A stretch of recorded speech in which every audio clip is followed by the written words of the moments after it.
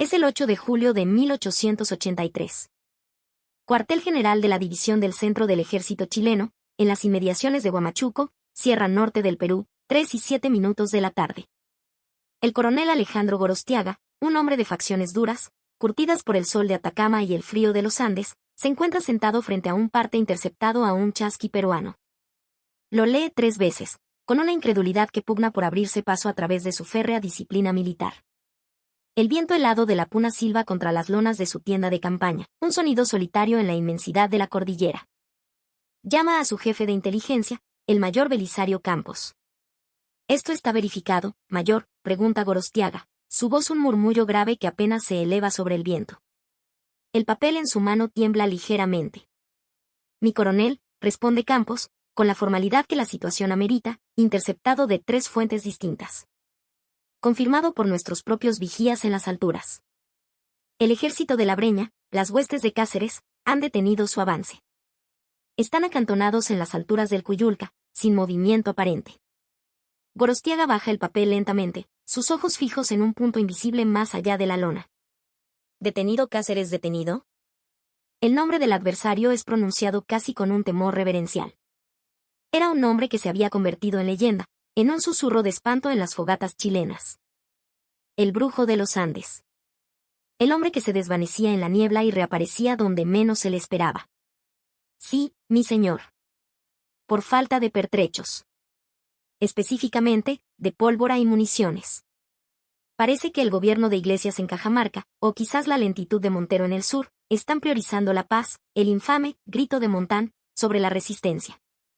Gorostiaga mira a Campos por un larguísimo momento. El silencio se carga de una tensión palpable.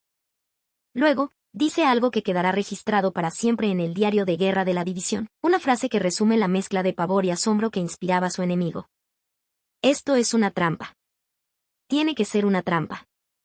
Nadie, absolutamente nadie, detiene al brujo de los Andes cuando tiene la pampa de Purubamba a sus pies y a nosotros en retirada táctica.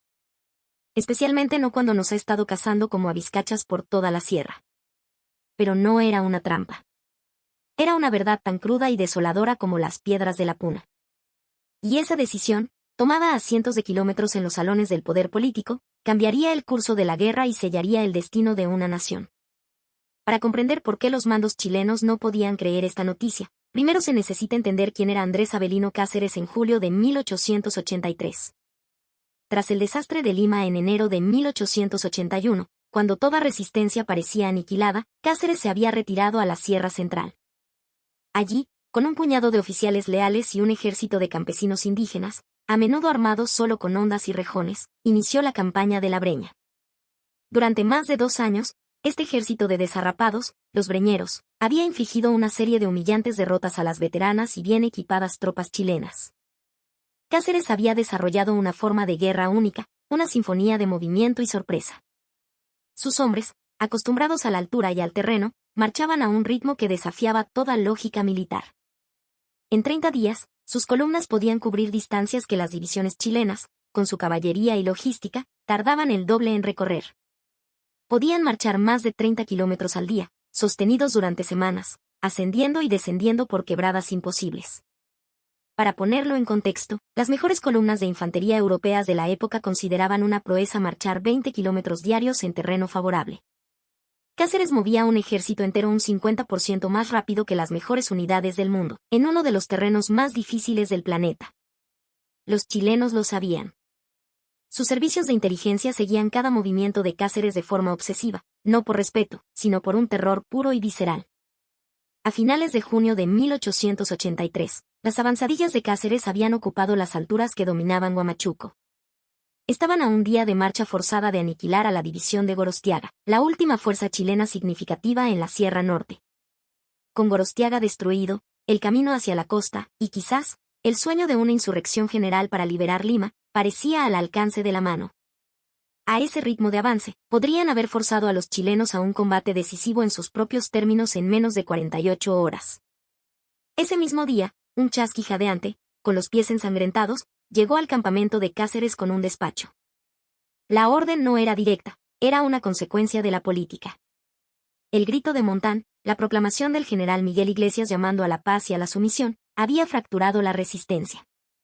Los recursos, las armas y las municiones prometidas desde el sur por el gobierno de Lizardo Montero en Arequipa, se retenían.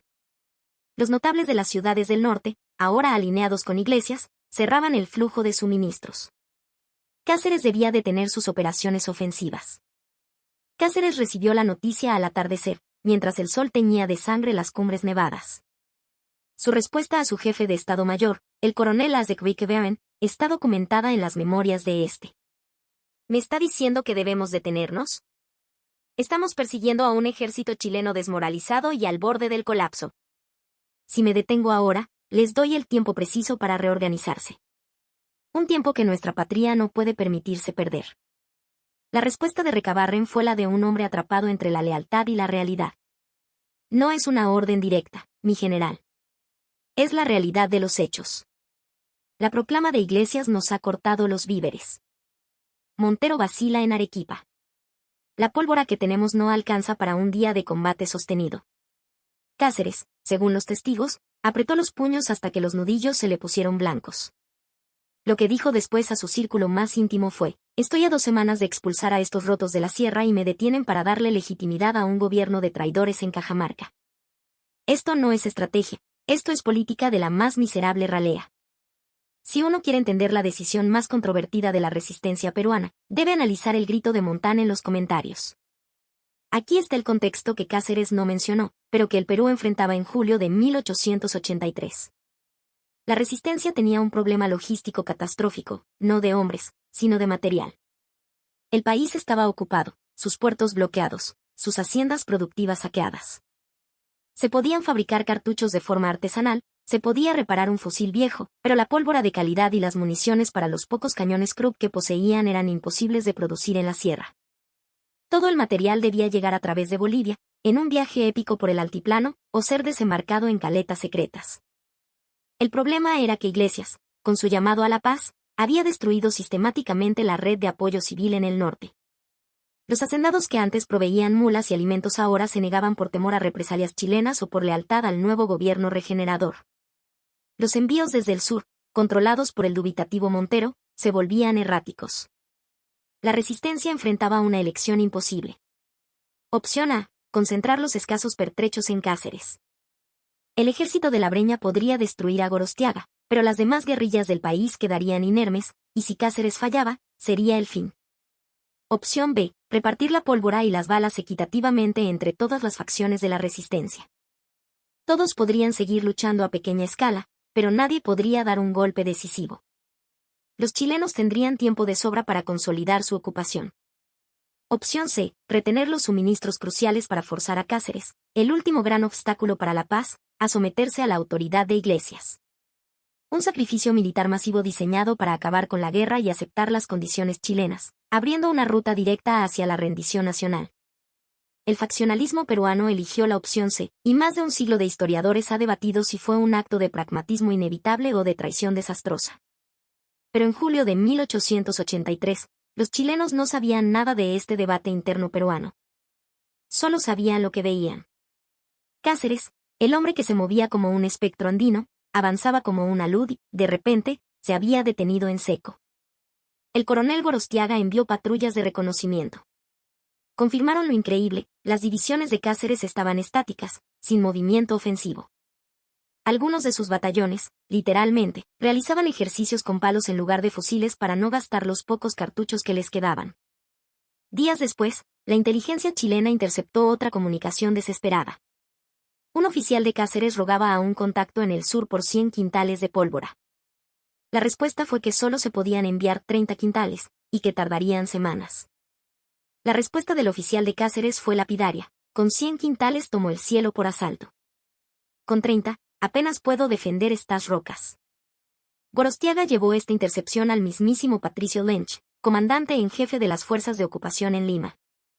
La reacción de Lench, un hombre conocido por su dureza implacable, está registrada en las memorias de su jefe de Estado Mayor. Si Cáceres hubiera continuado su avance, nos habría arrojado de la sierra. Teníamos una división exhausta frente a Huamachuco. Cáceres tenía 3 cuerpos de ejército, aunque mal armados. Nuestra munición estaba racionada. Él podía lanzar miles de hombres a la bayoneta. Si hubiera descendido de esas alturas a principios de julio, no había nada entre él y la costa, excepto guarniciones aisladas y el pánico en Lima. Lynch y Gorostiaga usaron el tiempo que la política peruana les regaló. En 8 días, Gorostiaga reconstituyó sus defensas en la pampa de Purrubamba. Retiró sus tropas de posiciones expuestas, eligió el terreno para la batalla y construyó fortificaciones improvisadas. Para el 10 de julio, cuando Cáceres, desesperado por la inacción y consciente de que su oportunidad se desvanecía, finalmente decidió atacar con los escasos pertrechos que tenía, la ventana de oportunidad se había cerrado. Lo que había sido un ejército chileno en retirada caótica se había convertido en una defensa organizada, atrincherada y esperando en un terreno favorable. Cáceres atacó el 10 de julio. Le costó la destrucción de su ejército. A principios de julio, habría barrido el campo en 3 horas con una oposición mínima. Pero aquí está la pregunta que nadie puede responder de forma definitiva. ¿Cometió un error la dirigencia peruana al abandonar a Cáceres? La respuesta depende de qué se cree que habría pasado si el Brujo de los Andes hubiera continuado su avance. Escenario Cáceres. Lo que Cáceres creía que sucedería. Con la pólvora y municiones adecuadas, su ejército desciende de las alturas el 2 de julio. Rompe las desmoralizadas defensas chilenas en Huamachuco. Aniquila a la división de Gorostiaga. Con esta victoria resonante, el norte del Perú se levanta en armas, el gobierno de Iglesias se derrumba y Montero, en el sur, se ve forzado a enviar todo su apoyo. Para octubre, un ejército peruano renovado y con la moral por los cielos estaría a las puertas de Lima. La ocupación chilena colapsa antes de fin de año. Escenario de los políticos, Iglesias / Montero. Lo que el bando pacifista temía. Cáceres aplasta a Gorostiaga, pero sus líneas de suministros son inexistentes, extendidas a lo largo de cientos de kilómetros de sierra hostil. Los chilenos, desde Lima, envían una fuerza expedicionaria mucho mayor. Atacan sus flancos expuestos. Sin municiones para maniobrar, las divisiones de Cáceres quedan aisladas en la sierra. La victoria de Huamachuco se convierte en un Ayacucho inverso. Los chilenos capturan a todo el ejército de la resistencia. La guerra termina con una humillación aún mayor, extendiéndose el sufrimiento por años. Si todavía estás viendo esto, suscríbete para descubrir que revela la evidencia histórica.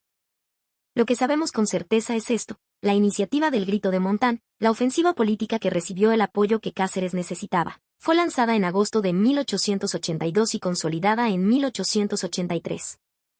Su objetivo era lograr la paz a cualquier costo, cediendo territorios y aceptando las condiciones del vencedor. El resultado, un fracaso catastrófico para la dignidad nacional y el espíritu de resistencia. El Tratado de Ancón, firmado meses después de la derrota de Cáceres, formalizó la pérdida perpetua de Tarapacá y la ocupación de Tacna y Arica. La ruta hacia la paz se cimentó sobre la tumba del último ejército peruano. Mientras tanto, Cáceres, con un suministro mínimo de municiones, luchó en Huamachuco. Durante horas, sus hombres estuvieron a punto de lograr la victoria. La infantería peruana, a bayoneta calada, rompió el centro chileno. Pero cuando necesitaron el fuego de fusilería para repeler la carga de la caballería y consolidar sus posiciones, sus cartucheras estaban vacías. La derrota se convirtió en una masacre. Entró en la historia como el fin de la resistencia, 3 meses después de lo que él creía posible, una victoria total. Pero en ese desastre sucedió algo que nadie anticipó: la leyenda de Cáceres se volvió inmortal. Y aquí está la brutal ironía. Si Cáceres hubiera sido aniquilado por completo en una ofensiva prematura, como temían los políticos, la resistencia habría muerto del todo. En cambio, al ser derrotado pero no capturado, su figura se agigantó. Se convirtió en el símbolo de la lucha inclaudicable. Tras Huamachuco, herido y con un puñado de hombres, se internó de nuevo en la sierra y continuó la guerra de guerrillas. Los mandos chilenos lo consideraron imposible. Después de la guerra, el historiador chileno Benjamín Vicuña Maquena entrevistó a varios oficiales que combatieron en la sierra. Les hizo una pregunta simple: ¿qué comandante peruano temían más? La respuesta fue unánime: Cáceres. No Iglesias, no Montero. Cáceres. ¿Por qué? El mariscal de campo chileno Estanislao del Canto, quien lo persiguió por la sierra, lo explicó así: Cáceres pensaba como la tierra. Era agresivo, móvil, oportunista. No esperaba órdenes perfectas ni suministros perfectos. Atacaba con lo que tenía, con la furia de un puma. Los otros generales peruanos peleaban con cautela, a la europea. Cáceres peleaba con instinto. Y el instinto es lo que temíamos, porque no puedes predecirlo con la inteligencia militar convencional. Pero el propio coronel Gorostiaga, el hombre que lo venció en Huamachuco, dijo algo diferente en sus memorias. Cáceres habría destrozado mi división a principios de julio. Probablemente habría tomado Trujillo. Pero no habría llegado a Lima. Sus líneas de suministro habrían colapsado. Lo habríamos cercado en la costa en octubre, no porque fuéramos mejores soldados, sino porque la logística es matemática. Y las matemáticas estaban del lado chileno en 1883. Para cuando los peruanos hubieran resuelto su crisis política, ya era demasiado tarde. Entonces, Cáceres se volvió vulnerable. Entonces, ¿quién tenía razón? ¿Cáceres o Iglesias? La evidencia sugiere algo incómodo. Ambos estaban parcialmente en lo cierto. Cáceres tenía razón en que julio de 1883 era una ventana de oportunidad única. El ejército chileno en la sierra estaba desorganizado, desmoralizado, sin refuerzos cercanos. Nunca volverían a estar tan vulnerables. Iglesias tenía razón en que los suministros eran insuficientes para sostener una ofensiva profunda hacia la capital. Las líneas de Cáceres se habrían roto eventualmente. Pero la decisión de la clase política peruana de priorizar el grito de Montán sobre el genio militar de Cáceres fue casi con certeza un error trágico. La paz de Iglesias se logró, pero a un costo terrible. Si esas municiones hubieran llegado a Cáceres, podría no haber liberado Lima en 1883, pero habría destruido la principal fuerza enemiga en el interior, prolongado la guerra por meses, quizás años, y forzado una negociación en términos mucho más favorables, potencialmente salvando territorios y, sobre todo, el honor nacional. Los números lo sugieren. La guerra pudo haber terminado con una derrota digna en 1884 o 1885, en lugar de una rendición incondicional en 1883. Las bajas peruanas en la masacre de Huamachuco y la subsiguiente represión fueron inmensas. Si Cáceres hubiera forzado un colapso chileno en el norte, en lugar de ser el aniquilado, potencialmente miles de vidas peruanas se habrían salvado en ese último, brutal acto de la guerra. Esa es la aritmética brutal de la decisión política. Pero hay otra dimensión que rara vez se discute, la dimensión de la reconstrucción nacional. En 1883, el Perú era un país fracturado, con caudillos en cada región. Si Cáceres hubiera logrado una victoria épica en Huamachuco, se habría convertido en el líder indiscutible de una nación unificada por el esfuerzo bélico. La reconstrucción del país, en las décadas siguientes, habría sido radicalmente diferente. El Perú podría haber evitado años de guerras civiles y caos que siguieron a la derrota. ¿Sabía esto Iglesias? ¿Consideró las implicaciones de su paz para el futuro del país? No hay evidencia directa. Pero años después, ya como presidente, dijo algo revelador: Cáceres quería correr hacia la gloria. Yo quería terminar el sufrimiento del Perú. Es especulación, pero sugiere que la decisión de detener a Cáceres no fue solo logística, fue una visión distinta del patriotismo. El general Andrés Avelino Cáceres no murió en un accidente. Sobrevivió a la guerra, lideró una revolución contra el gobierno de Iglesias y se convirtió en presidente del Perú en 2 ocasiones. Tenía 46 años en Huamachuco. En sus últimos años, escribió sus memorias, expresando su frustración porque la guerra había terminado incorrectamente. En una carta a un antiguo camarada de armas, fechada muchos años después, Cáceres escribió: debimos haber continuado hasta el final, hasta la última bala, el último hombre. Peleamos contra el enemigo equivocado en los salones de Lima y Cajamarca. Era una visión extrema y profundamente dolorosa, pero refleja la mentalidad de un hombre que creía que las guerras se ganan con velocidad, audacia y, sobre todo, con la voluntad inquebrantable de la nación entera, no con cautela y diplomacia derrotista. Los comandantes chilenos nunca dejaron de estar desconcertados por la decisión peruana de abandonar a su mejor general. Gorostiaga lo llamó el milagro de Huamachuco. El mayor Campos escribió en sus memorias: si los peruanos hubieran dejado a Cáceres avanzar, la guerra en la sierra habría terminado en 1883 con nuestra expulsión. Pero eligieron dar prioridad a Iglesias. No entiendo esa decisión. Todavía no la entiendo. La paradoja final. Cáceres fue detenido por una decisión política y logística, pero los chilenos lo interpretaron como una estrategia brillante. Pensaron que estaba preparando una trampa. En realidad, Cáceres estaba resolviendo una crisis de municiones. La guerra no terminó en julio de 1883 con una victoria peruana. Terminó con una derrota en esa misma pampa, que condujo a una paz humillante, un país en ruinas y una pregunta que los historiadores debaten hasta hoy: ¿qué habría pasado si la política no hubiera traicionado al guerrero? ¿Qué opinas de esta decisión? ¿Fue Iglesias un estratega brillante que evitó un desastre mayor, o un político cauto que extendió la agonía de la derrota?